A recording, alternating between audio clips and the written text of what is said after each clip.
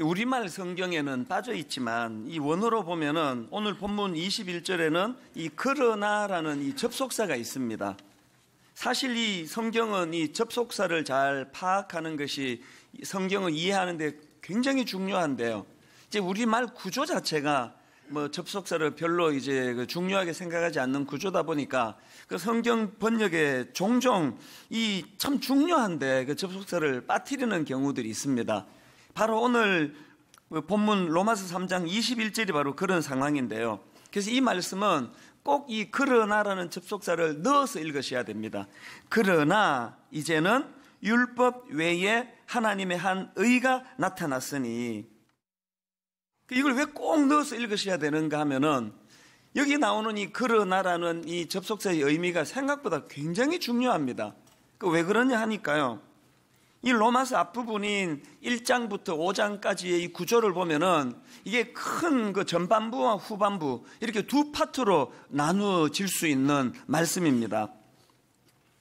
앞에 있는 전반부는 로마서 1장 18절부터 3장 20절까지 지금까지 우리가 살펴본 것처럼 이 타락으로 인해 심판을 피할 수 없는 인간의 그 비참한 현실, 이걸 바울이 아주 적나라하게 신랄하게 직격탄을 날리는 내용들이 열거되는 게 전반부라면, 이제 오늘부터 살펴보게 될 후반부 로마서 3장 21절부터 5장 끝절까지의 말씀은 이런 비참한 인생을 불쌍히 여기시는 하나님의 은혜, 이것에 대해서 이제 강조하고 있는 것이 이 로마서의 구조이기 때문입니다.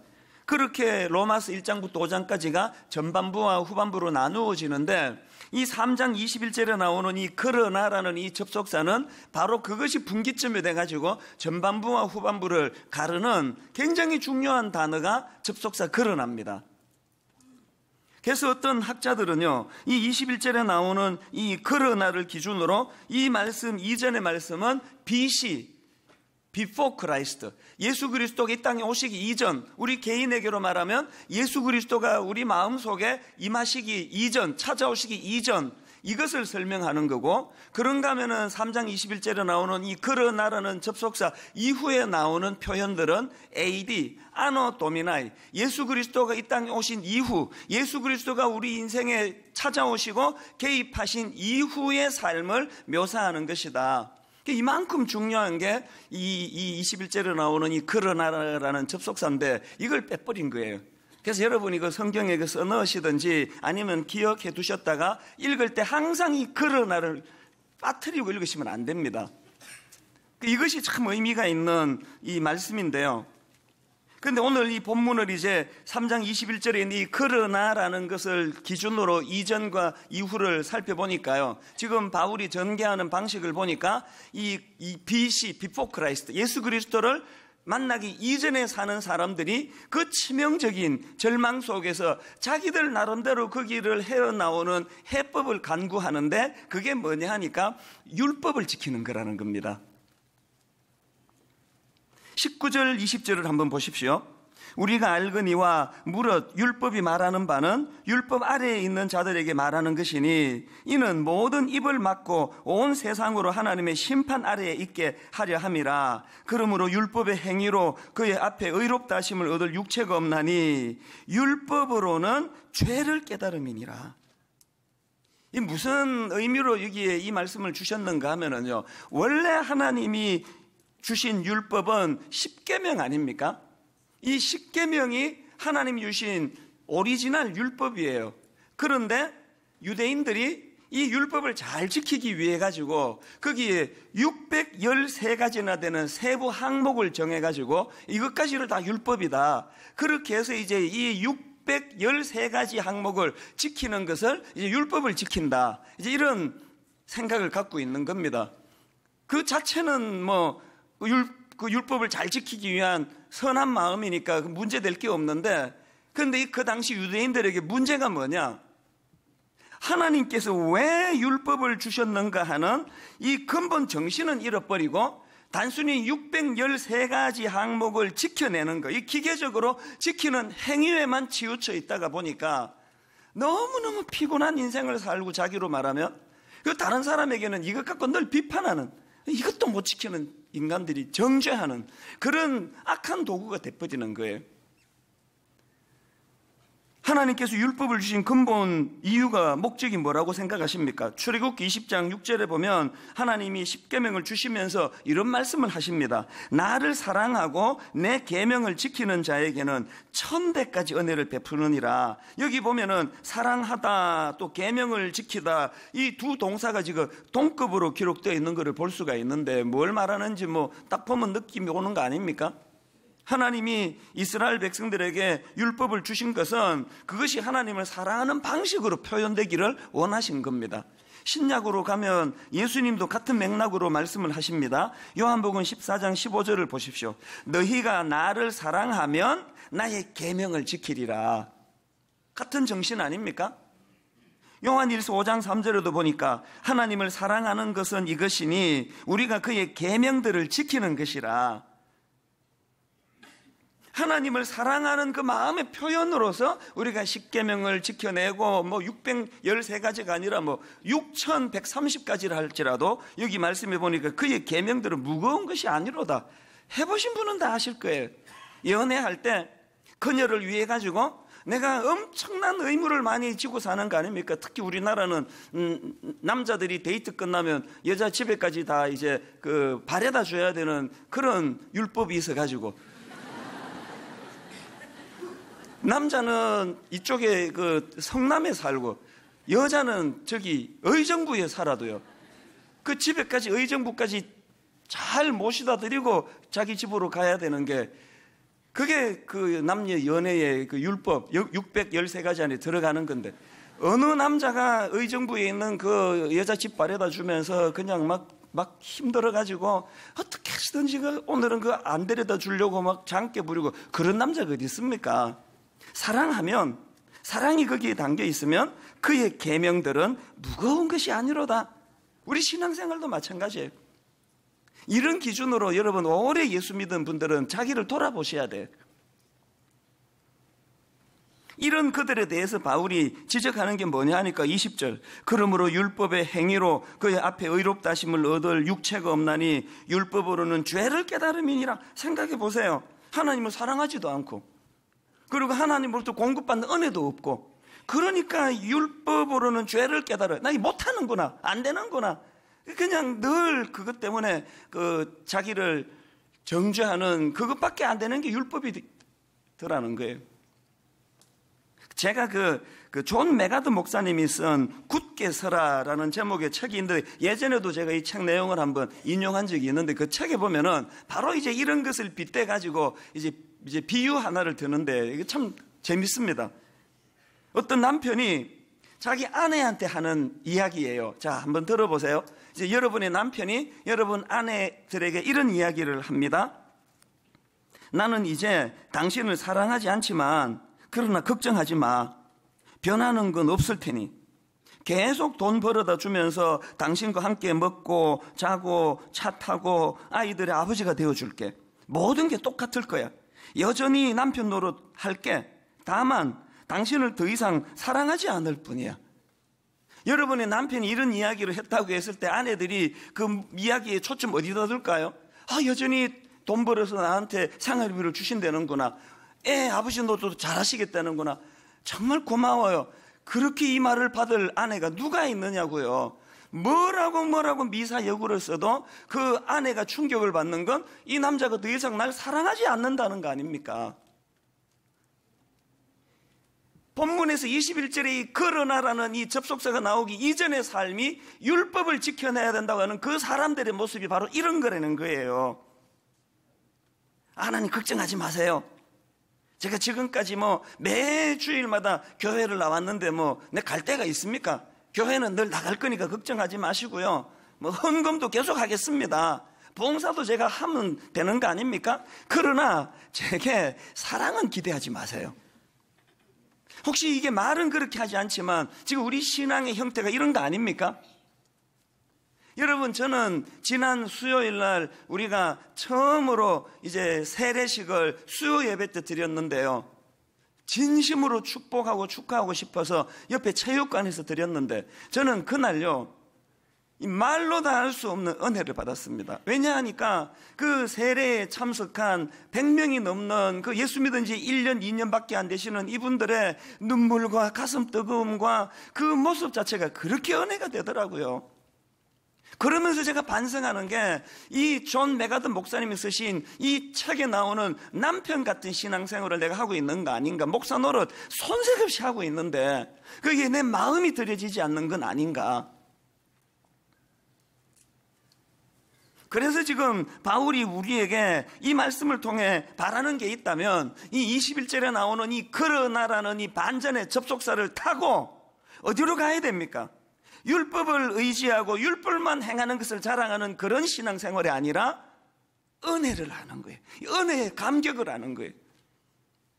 자, 그러면 여러분 여기서 중요한 게 뭐냐 하면은 바울은 지금 로마서 21장부터 나오는 이 그러나라는 접속사를 가지고 이제 유대인들을 위시한 우리 인생들에게 중요한 대안을 제시하고 있는데요. 자, 우선 한번 읽고 말씀을 드릴게요. 21절, 22절을 우리 같이 한번 읽어보실까요? 그 그러나라는 이 접속사 꼭 넣어서 읽어야 됩니다. 같이 읽어보시겠습니다. 그러나 이제는 율법 외에 하나님의 한 의가 나타났으니 율법과 선지자들에게 증거를 받은 것이라 곧 예수 그리스도를 믿음으로 말미암아 모든 믿는 자에게 미치는 하나님의 의인이 차별이 없느니라. 여러분, 우리가 더 이상 이제 그 율법이라는 행위 여기에 머물지 말고 예수 그리스도를 믿는 믿음으로 말미암아, 이 믿음이라는 것, 그리고 또 24절에도 보니까 그리스도 예수 안에 있는 속량으로 말미암아 하나님의 은혜로 값없이 의롭다 하심을 얻은 자 되었느니라. 오래 교회는 다니고 있지만 여전히 비시의 삶을 사는 분이 생각보다 많습니다. 여전히 교회는 다니지만 before Christ, 하나님의 영향을 받지 않고 행위는 다 613가지 다 지키지만 마음을 들이지 않는 것, 하나님은 그런 것을 기뻐하지 않으세요. 자, 그럼 여기서 중요한 게 뭐냐? 지금 바울이 사실은 이런 권면을 하는 바울도 사실은 유대인 아닙니까? 바울이 사실은 바리새인 아닙니까? 자기도 그랬던 사람인데 어떻게 이런 AD의 삶으로 그가 전환이 돼서 확신에 찬 이런 권면을 지금 하고 있는가? 이게 어떻게 된 건가? 여러분, 제가 지금 이 질문에 대해서 답을 드리려다가 생각하니까 제가 지난 주일날 그 강아지 이야기 해드렸잖아요. 그러면서 내가 약간 불길한 생각이 드는 게 이 앞으로 또 이 강아지 예화가 이게 많아질지도 모르겠다. 이게 상당히 불길했어요. 왜냐하면 이 생활 속에서 나오는 이제 묵상이니까 지금 뭐 강아지면 강아지, TV, 동물농장, 삶 속에서 이제 거기에서 하나님을 체험하다가 보니까 이 강아지 이야기를 너무 많이 하면 또 강아지 안 키우는 분들은 짜증나게 왜 맨날 강아지 그러냐 해서 내가 하나면 강아지 얘기 안 하려고 했는데요. 근데 오늘 이걸 안 하고 설명할 길이 없습니다. 그래서 제가 오늘 또 강아지 얘기를 하게 되는데요. 양해를 하고 들어주세요. 사실 여러분, 제가 이 강아지 그 주인, 우리 교회 그 집사님을 생각하면요, 참 이분 대단한 분이라 생각하는 거예요. 여러분 한번 생각해 보세요. 그 당사자에게 묻지도 않고 강아지를 그냥 사무실에 툭 맡기고 가버리는 게 이게 인간적으로 말하면 그 신뢰 아닙니까? 겉으로 보기에는. 그리고 이게 얼마나 위험한 일이에요. 만약에 제가 그걸 좋게 못 받고 막 피곤한데 그런 이야기 하면은 막 좀 짜증이 나가지고 그 직원한테 이거 돌려줘. 왜 이게 말도 안 하고 왜 갖고 왔대 이런 걸. 그러면 이 관계가 깨지는 거 아닙니까? 이분이 그런 그 위험을 무릅쓰고 도박을 한 이유가 뭘까요? 대답 간단해요. 확신이 있었던 거예요. 무슨 확신? 이찬수 목사님 사모님이 그 몰라서 저러는데 강아지를 하루만 데리다 키워보면은 마음이 반드시 바뀔 거다. 그 확신이 있었던 거 아닙니까? 그리고 그분의 확신은 100% 예상 적중 아닙니까? 여러분, 이 성도님이 그런 확신을 가지고 강아지를 맡겼고 자기가 생각한 그대로 지금 적중해서 나아갔는데 이 어떻게 이런 일이 가능했을까요? 그분은 어떻게 그런 확신을 가졌을까요? 대답 간단합니다. 자기가 먼저 경험했거든요. 나도 그랬다. 나도 강아지 안 좋아했다. 근데 그게 아니더라. 본인이 그걸 겪어보니까 몰라서 저러는데 일단 집에 무조건 억지로 좀 무리가 되더라도 떠맡기면 그 강아지를 경험하면 그 강팍한 사모님이 회개하고 돌이켜 강아지를 키우게 될 것이다. 경험에서 나오는 그 자기 확신이 이런 놀라운 행동을 가져다 준 거예요. 여러분, 3주 만에요, 대반전이 일어났습니다. 사실 처음에 강아지를 그 사무실에서 바꾸는 당황한 것도 사실이에요. 그리고 성도님이 그렇게 정성껏 주시니까 나도 예의를 갖추어서 뭐 구색은 갖추어야 되겠다, 그래서 데리고 갔는데 지금 완전히 상황이 바뀌어졌어요. 뭐 얼마나 고마운지 몰라요, 그분이. 들어보니까 그게 또 그 제 값을 주고 사면은 엄청나게 비싼 거래요, 그게. 그걸 자기가 그 한 푼도 받지 않고 선물로 주시는 그 마음이, 그게 그 사랑 아닙니까? 그리고 더 중요한 거, 3주 만에 우리 집은 분위기가 달라졌어요. 막 우리 집사람이, 아내가 이 강아지에 대한 사랑이 넘쳐나고 이뻐하고 그러니까 정서가 밝아지고 막 집에 가가지고 뭐 어지간한 일에는 화내는 일도 없고 다 용납하고 이러니까 막 집안이 다 막 바뀌어졌어요. 그리고 뭐 사춘기 애들은 다 지방에 들어가가지고 뭐 카톡하고 나오지도 않던 애들이 마루로 나가가지고 끄꿍 그러면서 마루로 나가가지고 뭐 그러니까 분위기가 달라진 거예요. 이분은 그걸 꿰뚫고 있었던 거예요. 그걸 얼마나 고마운 이야기예요. 여러분 한번 생각해 보세요. 우리 집사람의 그 과거의 비시 생활의 지식이 그게 틀린 게 없어요. 우리 집사람 생각에 강아지는 털 날린다, 그거 맞는 이야기 아닙니까? 알러지 안 좋다, 그거 틀린 정보 아니에요. 강아지 키우면 돈 많이 든다, 그거 다 맞는 이야기예요. 막 똥이고 오줌이고 막 아무데나 싸제낀다, 키워보니까 맞더라고요. 그런데 우리 집사람을 무력하게 만든 게 뭐예요? 뭘 하나 몰랐습니까? 사랑을 몰랐습니다. 사랑을. 비록 미물이지만 거기에 사랑이 오가고 사랑이 거기 개입될 때, 관계가 개입될 때 방금 말했던 그 모든 지식은 무기력한 지식이 되는 거예요. 목욕시키고 막 요새 이렇게 이빨도 닦여요. 휘파람을 불면서. 우리가 갖고 있는 영적인 지식이 바로 이런 거예요. 막 이론으로 막 받아 적고 뭐 하나님에 대해서 뭐 꿰뚫고 다 안다고 하지만,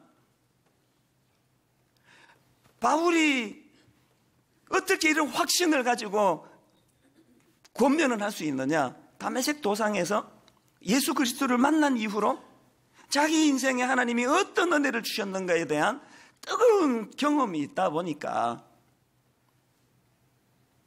그래서 바울 자신도 빌립보서 3장에 보면 자기가 그렇게 변화된 그 이유 또 모습에 대해서 열거하는 것을 볼 수 있습니다. 자, 빌립보서 3장 4절을 한번 보십시오. 바울 자기를 이렇게 표현합니다. 그러나 나도 육체를 신뢰할 만하며 만일 누구든지 다른 이가 육체를 신뢰할 것이 있는 줄로 생각하면 나는 더욱 그러하리니, 나는 8일 만에 할례를 받고 이스라엘 족속이요 베냐민 지파요 히브리인 중에 히브리인이요 율법으로는 바리새인이요 열심으로는 교회를 박해하고 율법의 의로는 흠이 없는 자라 613가지를 내가 다 지켰다, 그 얘기 아닙니까? 이 바울의 이 자기를 묘사하는 글들을 읽어보면은요, 이게 찔러도 피 한 방울 안 나올 사람 같아. 고집 세고 그냥 유대인이 아니고 막 보통 유대인이 아니에요. 막 그냥 바리새인이 아니고요, 아주 악랄한 바리새인. 이런 사람을 누가 바꾸어 놓을 수 있겠냐고. 그런데 여러분, 자기 인생에 어떤 일이 벌어졌습니까? 7절을 한번 보세요. 그러나, 여러분 여기서도 이 그러나라는 접속사가요, 바울이라는 인생을 BC와 AD로 바꾸어 놓는 능력의 그러나예요. 그러나 무엇이든지 내게 유익하던 것을 내가 그리스도를 위하여 다 해로 여길 뿐더러 또한 모든 것은 해로 여김은 내 주 그리스도 예수로라는 지식이 가장 고상하기 때문이라. 지금 바울이 BC, 예수님을 알기 이전에 가치관을 무게를 두던, 자기 인생의 거기에 어떤 방향을 잡고 있던 이 모든 게 다 뒤집어져 버렸대요. 그게 다 배설물처럼. 어떻게 이래 되었나? 딱 한마디 하네요. 내 주 그리스도 예수로라는 지식이, 자기를 그렇게 만들었대요. 여러분 아시죠? 성경에서 말하는 이 지식은 대부분의 경우 이렇게 이론적으로 막 공부하고 막 받아 적고 그래서 생기는 지식을 말하는 게 아니에요. 여러 번 그 단어를 말씀드렸는데 구약의 이 야다라는 이 단어는 이 지식이라는 뜻을 가진 단어인데요. 이 구약에 나오는 이 야다라는 이 단어는 지식인데 그냥 지식이 아니고 체험적으로 알게 되는 지식을 말합니다. 오늘 바울이 지금 내 주 그리스도 예수를 아는 지식이라고 표현한 이것도 같은 맥락이에요. 다메섹 도상에서 주님을 만났는데 그분이 나를 어떤 변화의 삶으로 이끌었는지, 그 이후로 주님이 자기 삶 속에 어떤 놀라운 아름다운 변화로 이끌었는지를 체험적으로 삶 속에서 자기가 경험하고 났더니 그 강아지 주인 집사님이 확신을 가지고 강아지를 안기고 가시는 것처럼 이런 확신 있는 증거자의 삶을 살게 되는 거 아닙니까? 여러분, 이런 맥락에서 참 우리 모두가 다 하나님 앞에 부끄러워하고 그러면서 또 참 구해야 되는 게 뭐겠습니까? 저는 지난 수요일 그 세례식 때 뭐 순서 하나하나가 다 너무나 감동이 되고 은혜가 되었지만요, 지난 수요 예배의 하이라이트는요, 우리 세례 받으시는 분들을 대표해서 간증하신 분이에요. 이분이 나오셔가지고 이제 세례를 받게 되는 과정을 쭉 설명을 해 주시는데요, 들어보니까요, 예수님을 영접한 게 딱 1년밖에 안 됐습니다. 내용을 제가 좀 읽어 드리려고 하는데요, 좀 중간중간 생략하면서 이제 필요한 내용만 제가 좀 읽어 드리겠습니다. 잘 한번 들어보세요. 저는 작년 9월 제 생애에 잊을 수 없는 은혜로 예수님을 영접하게 되었습니다. 이렇게 이제 자기를 소개하는데요, 저는 미션 스쿨인 중학교와 강제로 채플에 참석해야 하는 대학교를 다녔지만 살아오면서 보아온 기독교인들의 부정적인 모습을 비판하면서 나 자신은 결코 기독교인은 되지 않을 거라고 자신하였습니다. 상식적으로 도덕적으로 살려고 애쓰면 된다고 생각했습니다. 이게 제 아내가 그 강아지에 대하여 갖고 있던 그 선지식, 그 선입견과 같은 지금 상황 아닙니까? 이분이 어떻게 변화가 됐고 어떤 과정을 겪게 됐느냐? 그러던 제게 10년 전에 자식을 잃는 일이 있었습니다. 선천성 심장병으로 태어나 자주 아팠던 하나밖에 없는 딸아이였습니다. 엄마 아빠 결혼 기념일까지 챙기는 착하고 사랑스러운 초등학교 6학년이었습니다. 그런데 위급해서 한 수술도 아니었는데 실패 확률이 5%밖에 안 된다고 했었는데 아이는 3개월 동안 고생만 하다가 저희 곁을 떠났습니다. 저희 부부는 주변 사람들로부터 위로보다 상처를 받는 경우가 더 많았습니다. 손 아래 사람의 죽음이어서 그랬을까요? 아니면 저희가 괴로울까 봐 일부러 그랬을까요? 사람들의 공감 없는 말 한마디를 들을 때마다 저희는 세상으로부터 한 발자국씩 멀어져 갔습니다. 중간에 생략하고요. 저는 슬픔과 분노, 그 고통받고 있던 마음을 불경에 의지해 치유하려고 애썼습니다. 하지만 상처와 고통들은 이미 제 삶 속에 깊숙이 스며들어 제 몸과 마음을 점점 망가뜨리고 있었던 것 같습니다. 앞으로 살아내야 할 시간들이 자신 없고 허무하게만 느껴져 소망 없는 미래가 자주 저를 무기력하게 만들었습니다. 이런 저를 위해 동생과 지인들의 기도와 권면이 있었지만 저는 나와는 다른 세계의 이야기로 계속 무시했습니다. 하지만 무슨 연유인지 저는 작년 3월에 분당 우리 교회에 성경 탐구를 한번 들어볼 마음이 생겼습니다. 분당 우리 교회 신자도 아닌 제가 어색한 마음으로 갔던 강의 첫날, 강의가 시작되기 전에 찬양의 첫 부분을 따라 부르다가 저도 모르게 갑자기 눈물을 펑펑 흘리고 말았습니다. 당황스럽게도 눈물은 쉽게 멈추지 않았습니다. 그리고 강의를 듣는 중에 내가 믿고 있는 것들이 옳지 않을 수도 있다는 생각이, 내가 알고 있던 세상이 전부가 아니라는 생각이 들기 시작했습니다. 또 평소에 내가 왜 남의 나라 역사를 알아야 하지? 라고 생각했었는데 성경에 등장하는 모든 사람들이 바로 나 자신일 수 있다는 생각이 들었습니다. 강의가 진행될수록 성경에 무엇이 쓰여 있는지 궁금해졌고 강의가 다 끝난 후에 한번 스스로 읽어보고 싶어졌습니다. 그러던 9월 19일 저녁, 성경을 읽고 난 후에 세수를 하던 저는 갑자기 꺽꺽 울음을 토해내기 시작했습니다. 그리고 저도 모르게 저는 죄인입니다라고 고백하였습니다. 그리고 나서 몸이 떨리며 그 전까지는 제가 알지 못했던 말들을 고백했습니다. 그러나 그 순간 저는 저절로 알 수 있었습니다. 제가 예수님을 영접했다는 사실을. 그리고 동시에 꽉 움켜쥐고 있었던 슬픔과 분노의 고통이 한순간에 툭 내려놔지는 것을 느꼈습니다. 마음은 깃털처럼 가벼워지고 평강으로 가득 찼습니다. 이런 평강과 기쁨은 제 평생 느껴본 적이 없었습니다.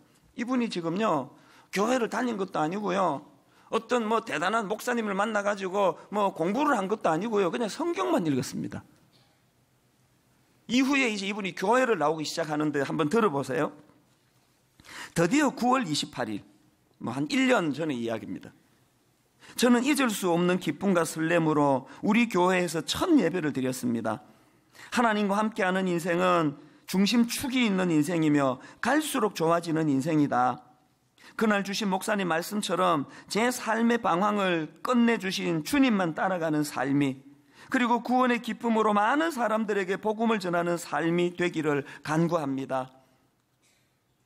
그 다음에 어떤 변화가 일어나는지를 한번 보십시오. 주님을 영접한 그날 이후 저는 지난 10년 동안 고통받았던 불면증에서 벗어나 단잠을 잘 수 있게 되었고, 하루 종일 TV를 켜놓지 않으면 불안했던 제가 오히려 TV를 꺼놓는 바람에 남편이 석 달 동안 뉴스조차 보지 못한 일도 있었습니다. 그런데 심한 영적 갈등을 빚었던 불교도의 남편도 지금은 함께 예배를 드리며 5번째 성경 통독을 하고 있습니다. 돌이켜보면 내가 내 삶의 주인이라고 생각했던 지난 50년, 마음 둘 곳 없어 외롭고 힘겨운 나날이었습니다. 그러나 주님은 소망 없던 제 삶을 소망 있는 삶이 되게 하셨습니다. 참으로 신실한 제 삶의 주인이십니다. 주님은 평생 느껴보지 못했던 자유함과 평강이 제 마음에 넘쳐 흐르게 하셨습니다. 참으로 놀라운 치유의 하나님이십니다. 주님은 날마다 기도와 말씀 그리고 예배를 통해 연약한 저를 깨우쳐 주십니다. 저보다 저를 더 잘 알고 계시는 하나님이십니다. 그러고 보니 태어나서 살아온 지금까지 주님 아니고 저 된 것은 하나도 없었습니다. 죄 없으신 예수님께서 나 같은 죄인을 위해 십자가에서 피 흘리신 그 사랑에 오늘도 눈물이 납니다. 이분이요, 이 간증은 이렇게 마무리를 하시더라고요. 끝으로 저는 오늘 예수님과의 혼례잔치에 오신 성도님들 앞에서 신부인 저의 사랑을 다음과 같이 고백하려고 합니다. 예수님을 처음 영접하던 작년 9월 19일 그날의 일기장에 쓰여 있는 저의 고백, 그전까지 제가 알지 못했던 바로 그 말씀입니다. 따옴표하고, 주는 그리스도시며 살아계신 하나님의 아들이시며 우리를 위해 십자가에서 죽으시고 사흘 만에 부활하셨습니다. 믿습니다. 믿습니다. 저는 오늘 말씀의 결론을 이렇게 맺기를 원합니다. 그 수요 예배에 이분의 간증을 제가 들으면서 우리가 익히 잘 알고 있는 찬양인데요, 이 찬양 하나가 내 마음에 떠오르기 시작했는데요. 그 이름 비길 때가 어디 있나, 잴 수도 없고 셀 수도 없는 귀하신 이름, 놀라우신 이름, 참되신 이름, 우리 주 예수. 1년밖에 안 된 이 자매에게 이론이 아니고 논리가 아니고 사건으로 바울이 다메섹 도상에서 경험했던 그 놀라운 사건이 오늘 2000년이 지난 이 시대 대한민국 땅에서도 분당 우리 교회 성도들 가운데서도 일어나고 있다는 것을 수요일 날 저는 확인은 하고 제 마음속에 어떤 기쁨이 넘쳤을까요? 주 예수 이름 내가 생각할 때 내 마음 속에 기쁨 넘치네. 우리의 소망 구원 되시는 주, 그 이름 비길 때 어디 있나. 담임 목사님, 저 정신 차려야 되겠더라고요. 예수 믿은 지 1년밖에 안 되는 그 자매가 저런 맑은 영을 가지고 주님을 기뻐하고 찬양한다면 목사님, 저 정신 차려야 되는 거 아닙니까? 이론만 가지고 설교하지 않도록 나도 저분이 매일매일 만나는 그 하나님으로 그 자식을 잃은 그 슬픔을 기쁨으로 바꾸어 주시는 살아계신 주님을 만나는 그 기쁨을 저도 알아야 설교할 수 있는 거 아니냐고요. 여기 우리 장로님들 정신 차려야 됩니다. 권사님들 정신 차려야 돼요. 순장님들 그 받아 적어가지고 다락방 인도하는 게 아니고 바울을 그렇게 변화시켜 주신 그 하나님 오늘도 일하고 계시다면, 오래 예수 믿었던 우리가 하나님 오늘 본문 21절에 이 그러나라는 이 접속사를 가지고 BC에 머물러 있는 우리의 인생을 AD 예수 그리스도를 만난 이후의 삶으로 바꾸어 주신다면 저도 그것을 맛보기를 원합니다. 그 강아지 주인 집사님이 확신하고 있는 그 확신, 경험에서 나오는 그 확신, 목사인 저는 우리 주님에 대하여, 십자가에 대하여 오늘 성찬식을 거행할 때 오래 잊고 있었던 십자가 사랑에 대한 감격이 회복되어지는 귀하고 복된 은혜의 통로가 되기를 주님 이름으로 축복합니다. 우리 주 예수 그리스도의 은혜와 하나님 아버지의 다함없는 사랑과 성령님의 감동, 감화, 위로, 교통, 충만하심의 역사가 복음의 능력을 믿고 의지하며 복음 대신 예수 그리스도를 마음에 모시고 그분과 더불어 동행하며 사는 삶을 주님 앞에 구하고 또 그렇게 결단하며 예배하는 모든 주의 자녀들 머리 위에 지금부터 영원토록 함께 하시기를 간절히 축원하옵나이다. 아멘.